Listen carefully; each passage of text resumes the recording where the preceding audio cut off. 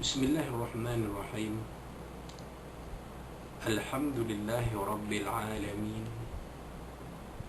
Wabihi nasta'in ala amr dunya wad din. Nastaghfiruhu wa nastahdihi wa natubu ilaihi wa natawakkalu alaihi. Wa na'udzu bihi min syururi anfusina wa min sayyiati a'malina. Man yahdihillah fala mudilla lahu wa huwal muhtad. Wa man yudlil falan tajida lahu waliyan mursyida wa la hadiya lahu. Asyhadu an la ilaha illallah wahdahu la syarika lah. Wa asyhadu anna sayyidana Muhammadan abduhu wa rasuluh.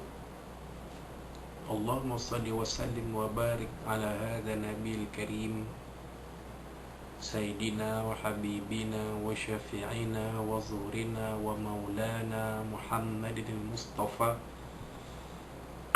wa ala alihi wa sahbihi wa man da'a bi da'watihi wa tamassaka bi sunnatihi wa jahada fi sabilillah ila yaumiddin.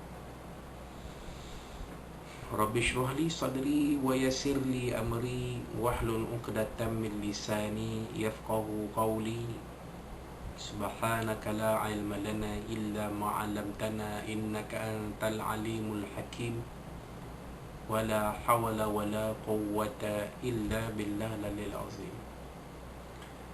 Allahumma iftah 'alaina hikmataka وانشر علينا من خزائن رحمتك يا أرحم الراحمين. اللهم أرنا الحق حقا وارزقنا اتباعه وأرنا الباطل باطلا وارزقنا اجتنابه. قال الله سبحانه وتعالى في كتابه العزيز: أعوذ بالله من الشيطان الرجيم. والوالدات يرضعن أولادهن حولين كاملين لمن أراد أن يتم الرضاعة وعلى المولود له رزقهن وكسوتهن بالمعروف لا تكلف نفس إلا وسعها لا تضار والدة بولدها ولا مولود له بولده وعلى الوارث مثل ذلك فإن أرادا فصالا عن تراض منهما وتشاور فلا جناح عليهما. وإن أردتم أن تسترضعوا أولادكم فلا جناح عليكم إذا سلمتم ما آتيتم بالمعروف واتقوا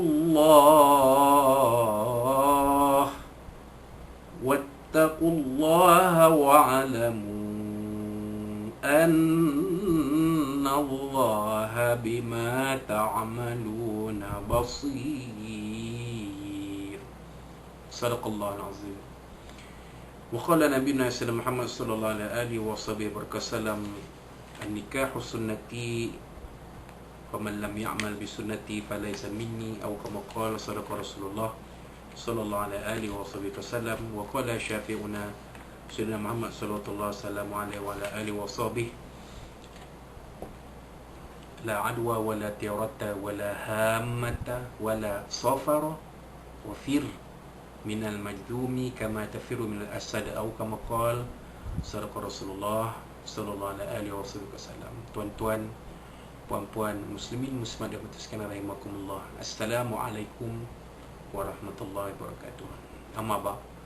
Alhamdulillah, thumma alhamdulillah. Pada malam ini sama-samalah kita memanjatkan setinggi puji dan syukur kepada Allah Subhanahu Wa Taala.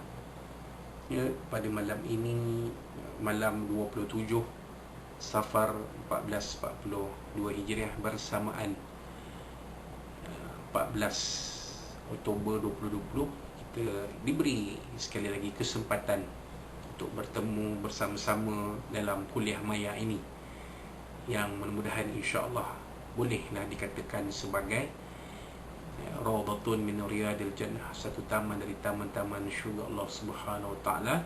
Dan mudah-mudahan kita semua dikurniakan rahmah, barakah, keampunan, maghfirah, ini keampunan, sakinah, yakni ketenangan, dibawa turun oleh para malaikat atas titah perintah Allah Subhanahu Wa Taala, dan dikurniakan kita pahala sebaik-baiknya oleh Allah Subhanahu Wa Taala, ya, atas kesungguhan kita mengikuti majlis ilmu, walaupun majlis ilmu maya ini tidaklah kita bertemu secara bersemuka, tapi dengan tuan-tuan mengikuti majlis ilmu maya, kuliah ilmu maya ini, insya-Allah tuan-tuan akan dikurniakan kelebihan-kelebihan yang disebut kan sebentar tadi, insya-Allah. Jadi tuan-tuan dan puan-puan muslimin muslimat rahimakumullah, kita teruskan pengajian kitab Fiqh Manhaji jilid 4 berkenaan dengan undang-undang kekeluargaan, ataupun dalam naskah bahasa Arab asalnya disebut sebagai Al-Ahwal Ash-Shakhsiyah, sampai kepada bab yang seterusnya, iaitu bab baru, iaitu penyusuan dan hukum yang berkaitan dengannya, pada muka surat 413. 1.0 pengertian. Penyusuan dari segi bahasa bermaksud menghisap tetek dan minum susunya, menghisap puting payudara ibu dan minum susunya, itu dari segi bahasa. Sementara penyusuan dari segi istilah syarak pula ialah susu perempuan yang mengalir masuk ke dalam perut bayi, sama ada perempuan itu ibunya ataupun perempuan itu perempuan yang lain, yang mengalir masuk ke dalam perut seseorang bayi. Dalil 2.0 dalil pensyariatan. Dari segi syarak, hukum bagi seseorang perempuan menyusukan bayi yang bukan anaknya adalah harus dan telah dimaklumi sebelum kedatangan Islam lagi. Jadi ini adalah penyusuan, adalah sesuatu yang lumrah dalam masyarakat Arab jahiliah. Islam memperakui dan tidak mengharamkannya. Ini adalah antara kebiasaan masyarakat Arab jahiliah yang dibenarkan oleh Islam. Hal ini adalah kerana dalam setengah keadaan penyusuan mempunyai kepentingan dan memenuhi keperluan tertentu. Contohnya, ibu kepada bayi tersebut meninggal dunia atau mengidap penyakit yang menghalang penyusuan. Dalam keadaan ini, perempuan yang lain perlu menyusukannya demi kelangsungan hidup anak tersebut. Zaman dulu tak ada sesusu formula ni. Jadi bila katalah seorang ibu melahirkan anak dan ibu tu meninggal dunia, maka anak tersebut tak ada siapa yang nak menyusukan, maka perlulah untuk kelangsungan anak ini disusukan oleh seorang perempuan lain yang bukan mahram, ataupun mungkin perempuan ini ada penyakit yang menghalang penyusuan, ataupun mungkin perempuan ni susu dia tak banyak, wallahu a'lam.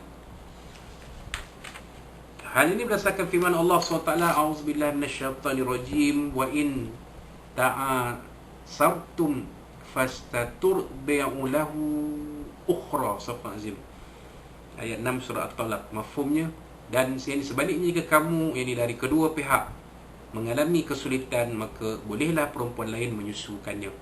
Begitu juga firman Allah SWT, a'udzubillahi wa in aradtum an tastardi'u auladakum fala junaha alaikum. Surah Al-Azim ayat 23 surah Al-Baqarah. Mafhumnya, yakni, dan jika kamu hendak beri anak-anak kamu menyusu pada orang lain, maka tidak ada salahnya bagi kamu. Jadi ayat ini menjadi dalil harusnya penyusuan di dalam syariat Islam. 3 wallahu alam. 3.0 penyusuan bayi hak ibu bukan wajib. Penyusuan bayi sebagai hak kepada ibu bermaksud seorang ibu boleh menentukan pilihannya sendiri sama ada ingin menyusukannya ataupun tidak. Jika dia memilih untuk menyusukannya, suami dan orang lain tidak boleh menghalangnya. Sebaliknya kalau dia tidak mau menyusukannya, suami mesti mencari ibu susuan untuk menyusukan anak tersebut. Penyusuan bayi ini hak ibu, sama dia nak susukan ataupun tidak, terpulang kepada dia. Sekarang ni kalau ibu tu tinggal menyusukannya, mungkin susu dia tak banyak sebagainya, maka suami mesti mencari ibu susuan untuk menyusukan anak itu. Sementara penyusuan bayi wajib kepada ibu bermaksud seseorang ibu wajib menyusukan bayinya sama ada bersetuju ataupun tidak, selagi dia mampu menyusukannya tanpa keuzuran syar'i. Itu maksud penyusuan wajib itu. Itu maksud dia.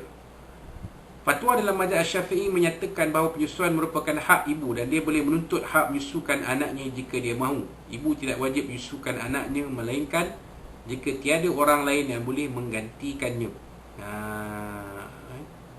Ketika itu ibu wajib menyusukan anaknya kerana keadaan yang memaksa. Tu dia. Jadi situ jelas, kalau tak ada orang pilihan, maka ibu wajib menyusukan anaknya supaya anaknya tidak mati kelaparan. Hal ini berdasarkan firman Allah SWT, A'udzubillahi minasyaitonirrajim, wal walidatu yurdi'na auladahunna haulaini kamilaini liman arada an yutimma ar-radha'ah. Surah Al-Azim. Ayat 233 surah Al-Baqarah. Mafhumnya, dan ibu-ibu naklah menyusukan anak-anak mereka selama 2 tahun genap, iaitu bagi orang yang hendak menyempurnakan penyusuan itu. Dan firman Allah SWT, A'udzubillahi minasyaitonirrajim, wa in ta'asartum fasaturdi'u lahu ukhra. Surah Al-Azim. Ayat 6 surah At-Talaq. Mafhumnya, dan sebaliknya jika kamu dari kedua pihak mengalami kesulitan, maka bolehlah perempuan lain menyusukannya. Itu juga firman Allah SWT, A'udzubillahi minasyaitonirrajim, fa in arda'ana lakum fa'atuhunna ujurahun. Surah Al-Azim. Ayat 6 surah At-Talaq. Mafhumnya, kemudian jika mereka menyusukan anak untuk kamu, maka berikanlah kepada mereka upahnya. Jadi kalau kita mengambil ibu seorang perempuan lain menjadi ibu susuan, maka upahnya perlu diberi. Dan ayat ini jelas menyatakan, ayat ini menjelaskan bahawa penyusuan adalah hak ibu dan bukan wajib atasnya. Hal ini demikian kerana bila Allah SWT berfirman, A'udzubillahi minasyaitonirrajim, wal walidatu yurdi'na auladahun. Surah Al-Azim. Mafhumnya, dan orang ibu-ibu naklah menyusukan anak-anak mereka. Ini boleh diandaikan bahawa ibu-ibu wajib menyusukan anak-anak mereka, dan boleh juga diandaikan bahawa ibu-ibu berhak menyusukan anak-anak mereka. Memberi susuan adalah wajib bagi seseorang ibu, tetapi si ibu boleh memilih sama ada nak menyusukan atau tidak anaknya itu. Kalau dia tak mahu, maka dia kena cari, suaminya kena cari ibu susuan untuk menyusukan anak tersebut. Jika Allah SWT berfirman, A'udzubillahi wa alal walidati irda'u auladihin. Masyarakallahu al-azim. Dan ibu-ibu wajib menyusukan anak-anak mereka, maka anak yang kedua ini batal. Kalau begitulah ayatnya, tapi tidak begitu. Walau bagaimanapun, apabila dibaca firman Allah SWT, wa in ta'asartum fasaturdi'u lahu ukhra. Surah Al-Azim, ayat 6 surah At-Talaq tadi. Dan sebaliknya jika kamu ini daripada kedua belah pihak mengalami kesulitan, maka boleh perempuan menyusukannya. Jelaslah andaian yang kedua dalam ayat yang pertama tersebut, iaitu penyusuan menjadi hak ibu. Ini penyusuan anak, seorang anak itu jadi hak mutlak ibunya, sama dia nak menyusukan ke ataupun tidak ke, atau terpulang kepada si ibu. Tidak ada orang lain boleh mengenakan paksaan. Hal ini demikian jika penyusuan wajib atas ibu. Tentu Allah SWT tidak berfirman fasaturdi'u lahu ukhra. Surah Al-Azim. Mafhumnya, maka bolehlah perempuan menyusukannya. Dan tentulah kesulitan dan perselisihan dengan suami tidak berlaku disebabkan penyusuan, dan pastilah ibu tidak boleh menolak penyusuan terhadap anaknya. Apatah lagi apabila dibaca firman Allah SWT, A'udzubillahi minasyaitonirrajim, fa in arda'na lakum fa'atuhunna ujurahun. Surah Al-Azim. Mafhumnya, sekiranya mereka ini ibu menyusukan anak untuk kamu, maka berikanlah kepada mereka upahnya.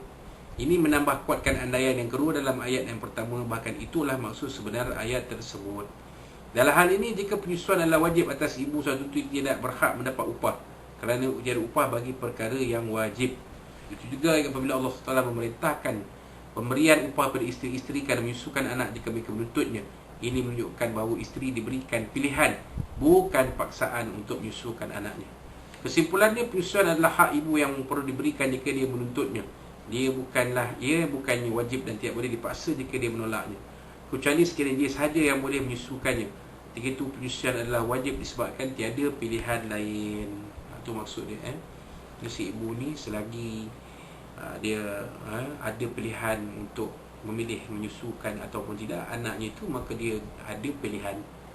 Melainkan kalau dah tak ada, mau tak mau si ibu terpaksa mengambil keputusan menyusukan anaknya, supaya anak itu tidak mati kelaparan. Wallahu alam. 4.0, kesan penyusuan sebagai hak bukan wajib. Kesan penyusuan sebagai hak dan bukan wajib boleh diringkaskan seperti berikut. 4.1, suami tidak harus memaksa isteri menyusukan anaknya, dan isteri tidak wajib mematuhi paksaan suaminya.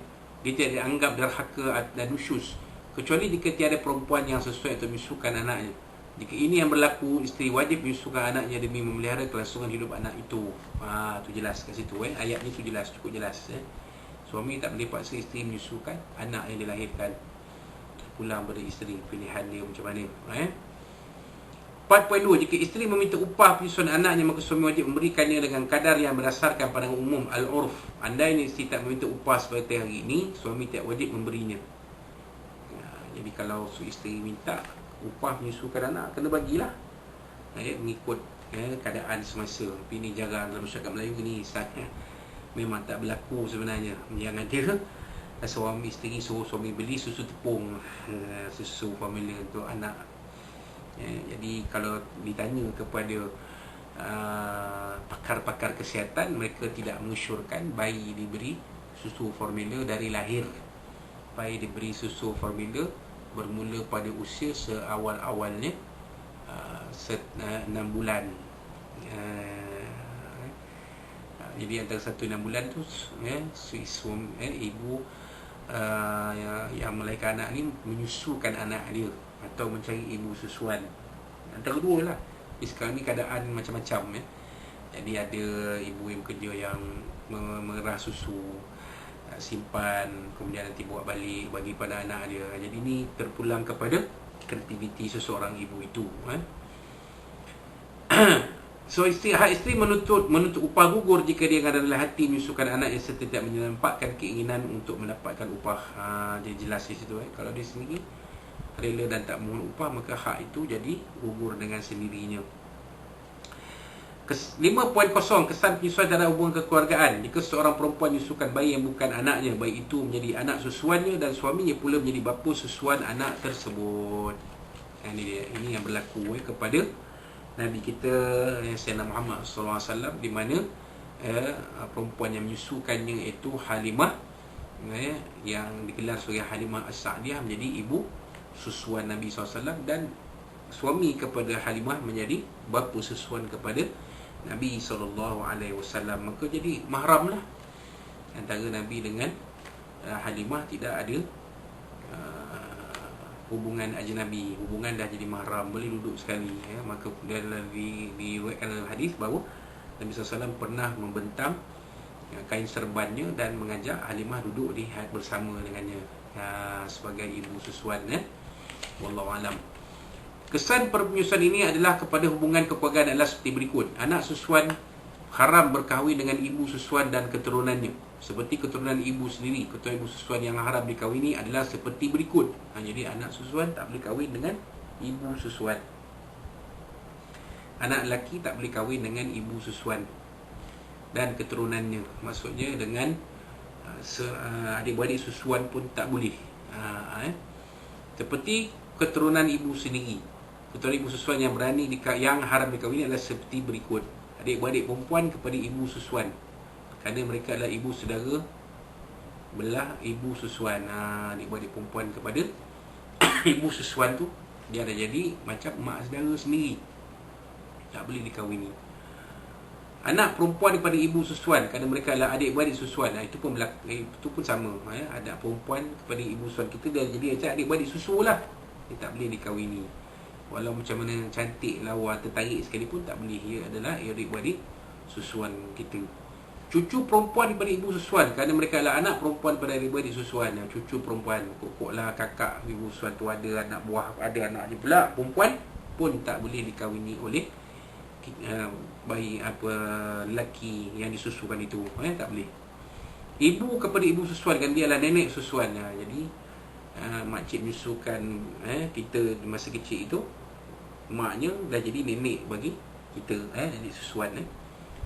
Seperti keturunan bapa sendiri, keturunan bapa susuan yang haram kahwin adalah seperti berikut: adik-beradik perempuan kepada bapa susuan. Ya, bapa susuan tu, adik-beradik perempuan dia, kita tak boleh kahwin. Yang B, anak perempuan kepada bapa susuan. Anak perempuan kepada bapa susuan walaupun dengan isteri yang lain, kerana mereka lah adik-beradik susuan. Katalah bapa susuan ni ada isteri lain, ada anak perempuan dia pula. Anak perempuan tu tak boleh dikahwini kerana ia sudah kira adik-beradik susuan. Yang C, susu cucu perempuan pada bapa susuan, kerana mereka adalah anak perempuan pada adik-beradik susuan. Cucu perempuan, bapa susuan kita tu ada cucu, dia ada cucu dia, cucu perempuan dia, tu tak boleh dikahwini. Dan di ibu kepada bapa susuan, dia adalah nenek susuan. Jadi bapa susuan kita tu, maknya itu adalah nenek susuan kita, tak boleh dikahwini. 5.2, ibu susuan dan keturunannya haram berkahwin dengan anak susuan dan keturunannya. Hal ini adalah kerana jika ibu susuan diandaikan sebagai ibu sendiri pada anak susuan, maka tentu mereka semua merupakan keturunan yang haram dikahwini. Sebagaimana anak susuan tak boleh berkahwin dengan anak perempuan ibu susuan, kerana dia adik-beradik susuannya. Begitu cucu lelaki susuan daripada anak perempuan ibu susuan bapanya, kan dia adalah ibu saudara susuan belah bapa. Begitulah seterusnya. Wa illa fala, kita balik pun serupa lah. 5.3, ibu susuan dan keturunannya harus berkahwin dengan ahli keluarga anak susuannya. Dia ada adik-adik lelaki bapa dan bapa saudara belah bapa, kerana mereka adalah orang asing al-ajnabi daripada ibu susuan dan keturunannya. Ibu susuan dan keturunannya harus berkahwin dengan ahli keluarga anak susuannya. Ni menarik. Contohnya mak susuan kita tu, katakanlah suami dia bapa susuan kita meninggal, contohnya, maka boleh berkahwin dengan adik-beradik lelaki kita, boleh. Yang bersangkut dengan kita je, dengan yang lain tak sangkut. Bapa boleh, dan bapa kita pun boleh. Bapa saudara pun sebelah bapa ni pun boleh. Kerana mereka adalah ajnabi, ajnabi. Yang tak boleh kita saja. Wallahu alam. 6.0, penyusuan yang menyebabkan anak susuan menjadi mahram berdasarkan Al-Quran dan As-Sunnah. Dalil dari Al-Quran firman Allah SWT, "Auzubillahi wa ummahatukum allati arda'nakum wa akhawatukum minar radha'ah." Surah Azim. Ayat 23 surah An-Nisa. Mafhumnya, dan yang diharamkan juga kamu mengahwini ibu-ibu kamu yang telah menyusukan kamu dan saudara-saudara susuan kamu. Jelas, ayat ini adalah dalil kepada perkara-perkara yang disebut tadi. Dalil As-Sunnah, an Sayyidatuna Aisyah radhiyallahu anha, daripada Sayyidatuna Aisyah radhiyallahu anha, an qala Rasulullah sallallahu alaihi wasallam, sabda Rasulullah sallallahu alaihi wa alihi wasallam, inna radha'ata tuharrimu ma yahrumu min al-wiladah. Atau kama qala sallallahu alaihi wasallam, mafhumnya penyusuan menyebabkan anak susuan haram dikahwini, sebenarnya anak yang dilahirkan. Jelas. Jadi kalau anak susuan kita itu haram dikahwini, sama macam anak kita sendiri. Juga hadis Nabi SAW an Abdullah bin Abbas radhiyallahu anhu, daripada Abdullah bin Abbas radhiyallahu anhu, qala, beliau telah berkata, qala Nabi sallallahu alaihi wasallam, bersabda Nabi sallallahu alaihi wasallam, fi binti Hamzah radhiyallahu anhu, kepada anak perempuan Hamzah radhiyallahu anhu, la tahillu li yahrumu minar radha'ah ma yahrumu minan nasab. Dia tidak halal bagiku, anak perempuan Hamzah ni. Hamzah ni sepupu Nabi, jadi anak perempuan Hamzah tu halal bagi Nabi asalnya, tapi disebabkan Hamzah ini saudara susuan Nabi, maka dia tidak halal bagiku. Apa yang disebabkan keturunan turut diharamkan? Disebabkan penyusuan. Dia adalah anak perempuan susuanku. Anak perempuan susuanku. Hiya bintu akhi minar radha'ah. Itu dia. Kenapa? Kerana Nabi SAW dan Sayyidina Hamzah ini adalah saudara, walaupun dia sepupu, tapi dia adalah saudara, walaupun pak saudara, anak Hamzah ini adalah sesusu dengan kerana Nabi dengan Sayyidina Hamzah ni adalah susuan, anak perempuan susuanku, jadi tidak halal. Gitu. Wallahu a'lam. Dia nak hamzah tu dah jadi macam anak dia sendiri, kan? Wallahu alam. Ayat Al-Quran tersebut menunjukkan bahawa dengan sebab penyusuan, ibu susuan menjadi ibu kepada anak yang disusukan, dan anak-anak perempuan yang menjadi anak daripada perempuan anak susuannya. Sebenarnya hadis pun menjelaskan kesan yang timbul disebabkan penyusuan itu ibu susuan sama kedudukannya dengan ibu sebenar. Oleh itu, mereka yang termasuk dalam senarai keturunan. Baru faham. Jadi Nabi SAW dengan Hamzah ni menyusu dengan perempuan yang sama, iaitu Halimah As-Sa'diyah. Jadi dia jadilah saudara susuan, gitu. Jadi anak Hamzah tu tidak halal, kerana anak Hamzah tu macam anak sendiri, walaupun dia sepupu. Ya, anak sepupu tu halal asalnya, tapi oleh kerana dah susuan tu jadi tak halal. Wallahu alam. Oleh itu, mereka yang termasuk senarai keturunan ibu susuan atau saudara perempuan susuan yang haram dikahwini oleh anak susuan, sama seperti mereka termasuk dalam senarai keturunan ibu kandung atau adik-beradik perempuan dia sendiri. Itu dah tuan-tuan. Wallahu alam. Baik, syarat penyusuan yang menyebabkan anak susuan menjadi mahram. Dia ada syarat penyusuan, ada syarat-syarat penyusuan seseorang itu dia menyebabkan anak susuan menjadi mahram. Penyusuan menyebabkan anak susuan menjadi ahli keluarga dan mahram yang haram dikahwini apabila memenuhi dua syarat yang berikut. 7.1, anak yang menyusu itu belum mencapai usia 2 tahun. Jika usianya melebihi 2 tahun, penyusuan itu tidak menjadikannya mahram dan tidak menjadikannya ahli keluarga ibu yang menyusukannya. Kalau yang menyusu itu lebih 2 tahun tak kira, mesti 2 tahun dan ke bawah. Hanya berdasarkan firman Allah SWT, wal walidatu yurdi'na auladahunna haulaini kamilaini liman arada an yutimma ar-radha'ah. Surah Azim, surah ayat 233 surah Al-Baqarah. Mafhumnya, ibu-ibu naklah menyusukan anak-anak mereka selama 2 tahun genap, iaitu bagi orang yang nak menyempurnakan penyusuan itu. Dan firman Allah SWT, wa fisaluhu fi amaini, surah Azim, ayat 14 surah Luqman. Mafhumnya, dan tempoh menceraikan susunya ialah dalam masa 2 tahun, mana daripada lahir sampai usia 2 tahun, itu tempoh penyusuan. Itu hadis Nabi SAW. Qala Rasulullah SAW, bersabda Rasulullah SAW, la radha'a illa ma kana fil haulaini. Ya, kamu qala Rasulullah, maksudnya penyusuan adalah dalam lingkungan umur 2 tahun. Hadis riwayat Imam Ad-Darqutni. Baik.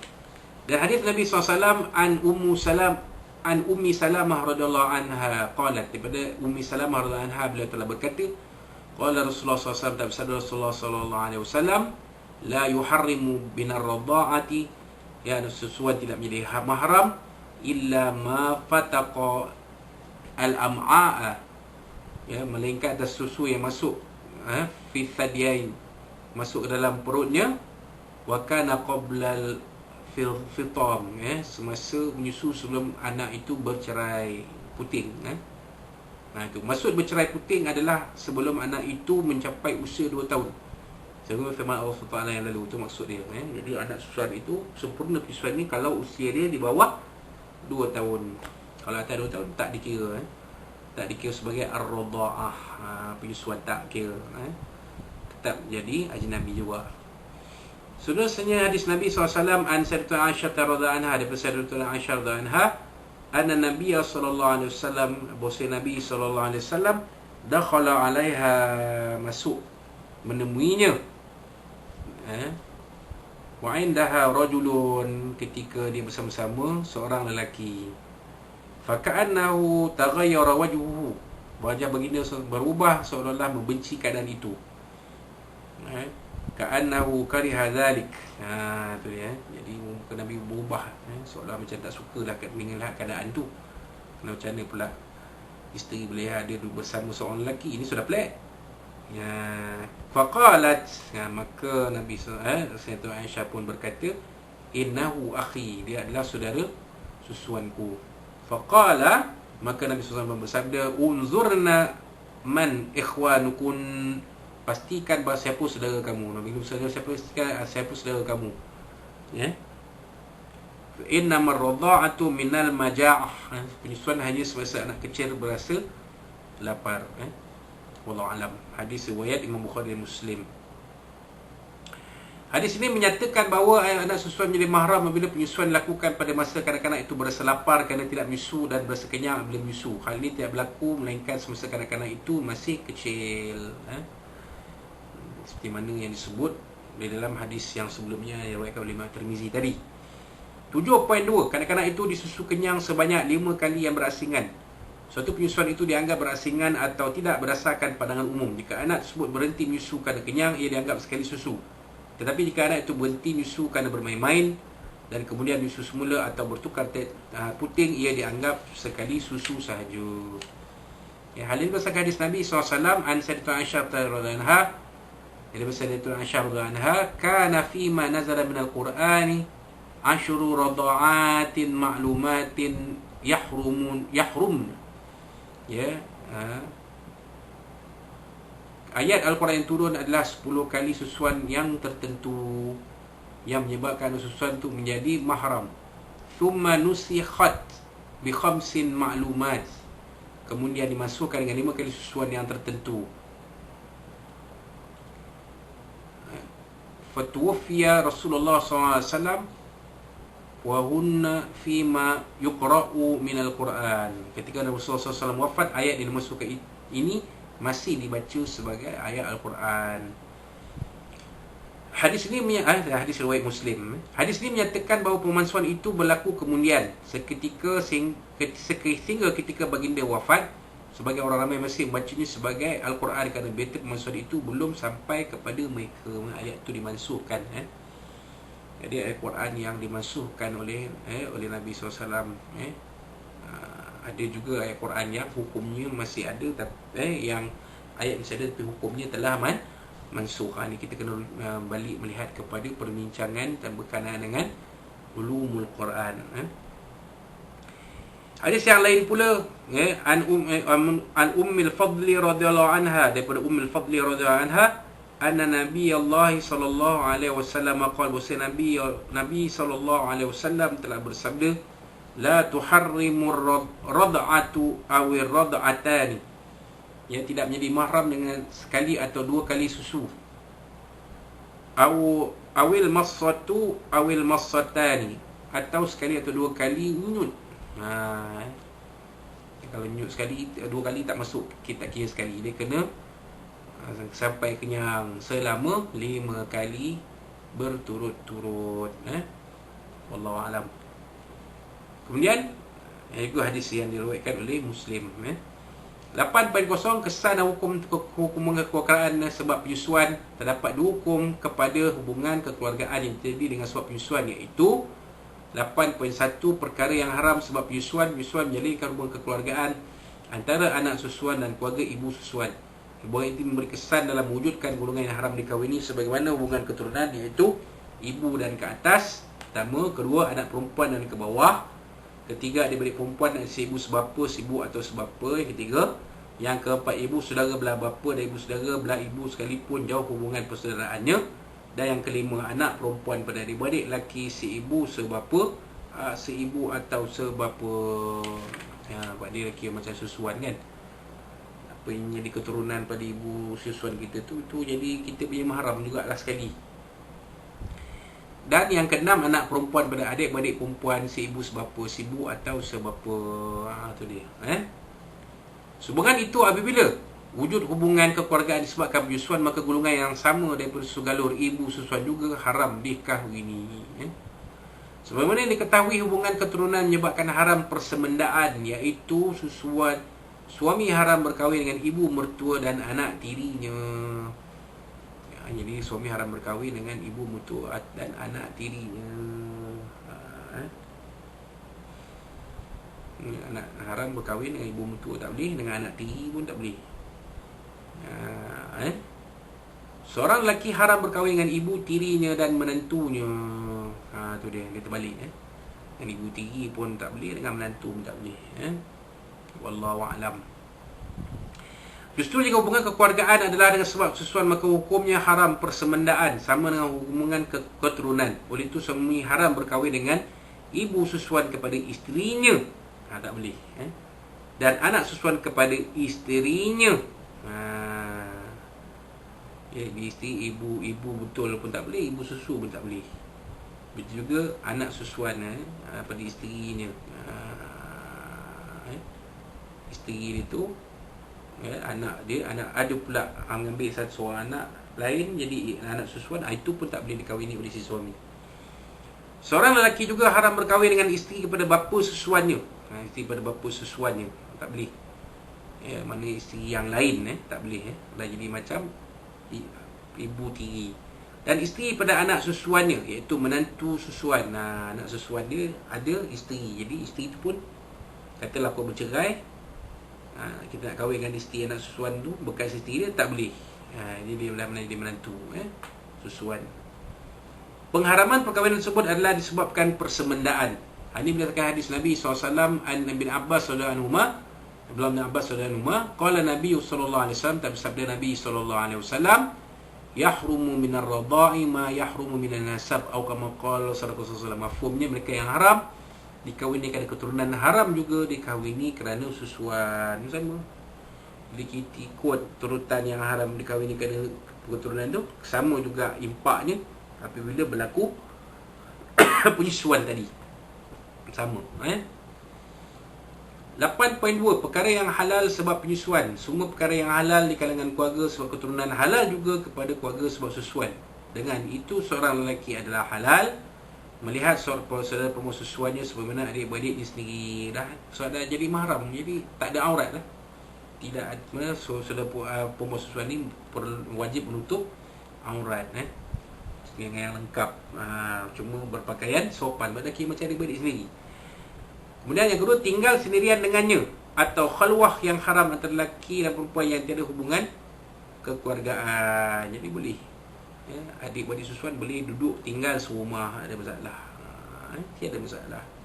Walaupun mungkin ada orang buat tumahan, pengusaha akad berjaya bagi keterangan, dibuktikan saudara susuan, maka tak ada masalah.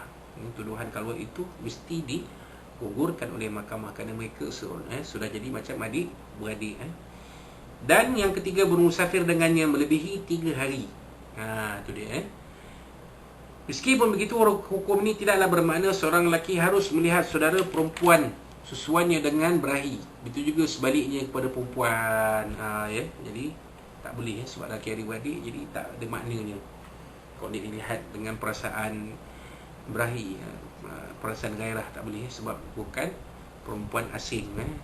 Dia macam adik-beradik sendiri, jadi kena akui lah benda tu. Hal ini demikian kerana pandangan dengan berahi adalah haram walaupun ahli keluarga sendiri. Jadi sama, walaupun begitu tapi tetap tak boleh juga, kerana hukumnya haram walaupun ahli keluarga sendiri. Oleh itu ulama fiqh berkebelakangan ini menyatakan bahawa seorang perempuan makruh menyusukan anak-anak yang bukan anak dia sendiri tanpa sebarang keperluan yang mendesak. Dia juga makruh bagi seorang lelaki dan perempuan susuan bergaul bebas sesama mereka. Ini adalah mungkin fatwa yang semasa berlaku, melihat perkaraan yang berlaku di Syria ketika pada waktu buku ini, kitab ini dikarang. Tapi kalau dalam masyarakat Melayu ni, saya fikir benda ni taklah sampai berlaku begitu sekali.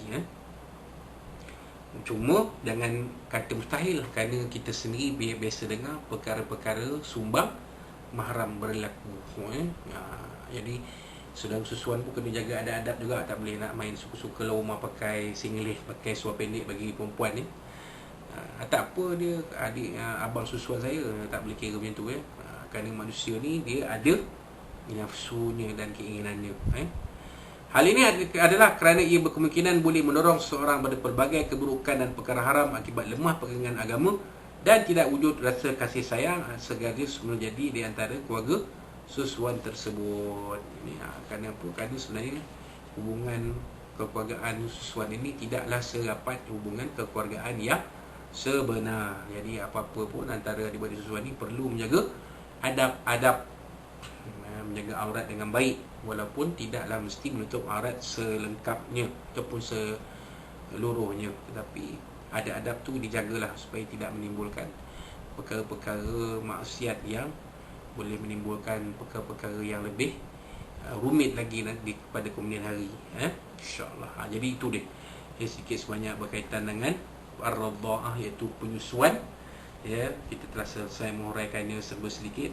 Ya, dan insya-Allah pada kuliah kita seterusnya kita akan sambung pada bab yang kedua akhir, iaitu berkaitan dengan keturunan ataupun an-nasabu. Insya-Allah pada muka surat 333. Jadi apa yang diuraikan dalam berbicara mengenai bab penyusuan ini, kita sama-sama jadikan panduan. Mudah-mudahan ya kita akan melalui kehidupan kita dengan berpandukan syariat Allah Subhanahu Wa Taala, dan kehidupan kita bersama suami isteri dan anak kita dan ahli keluarga kita akan jadi bahagia, jadi baik dalam keberkatan, dalam rahmah, dalam barakah, dalam maghfirah, keampunan, dalam sakinah, ya, dan bahagia di dunia sampai ke akhirat, dan dijauhkan daripada kita segala mara bahaya, segala bencana, bala bencana, dan segala penyakit, wabak penyakit yang bahaya, terutamanya COVID-19 yang berbahaya ini. Ya, mudah-mudahan Allah SWT akan menjadikan kehidupan kita baik di dunia sampai ke akhirat nanti, berada dalam syurga sebagai penghuni syurga Allah SWT selama-lamanya, insya-Allah. Dan kalau ada apa-apa penerangan dalam bab kuliah ini yang mungkin agak sukar difahami, atau mungkin bahasanya agak kurang baik, ataupun mungkin ada kekaburan di mana-mana, kesilapan di mana-mana, saya mohon maaf dari Allah SWT, dari Nabi SAW, dan dari tuan-tuan dan puan-puan sekalian, insya-Allah. Akhir sekali, kita jaga, kita patuhilah SOP, garis panduan yang diberikan, dan mudah-mudahan kita akan kekal dalam kesihatan dan afiat, dan jauhkan daripada wabak COVID-19 ini, insya-Allah. Temu kita pada kuliah yang akan datang. Wassalamualaikum warahmatullahi wabarakatuh. Aku qala zatu fa'zim li walakum, dan kita akhiri kuliah kita malam ini dengan tasbih al-kafarah dan suratul asr. A'udzu billahi minasyaitonir rajim. Bismillahirrahmanirrahim. Alhamdulillahirabbil alamin wa bihi nasta'in wassalatu wassalamu ala asyrafil mursalin lana Muhammad sallallahu alaihi wasallam wa tafarrin bati fil mastumah. Allah menjadikan fi nuhuri adana wa na'udzubika min syurrihim. Allahumma badil syamlahu wa farik jama'u musyabbika tawazzazil min kilabi ya qahhar ya jabbar intaqim ya Allah ya Allah ya Allah. Allah bimzul kitab wa yamjul sahabu azmal ahzab ihzim wa sallallahu alaihi wa sallam bi fa'ni bi nasr rahman rahim. Rabbana zidna muzawfa ma ya akmaka rabbana atina fid dunya hasanatan wa fil akhirati hasanatan wa qina adzabannar.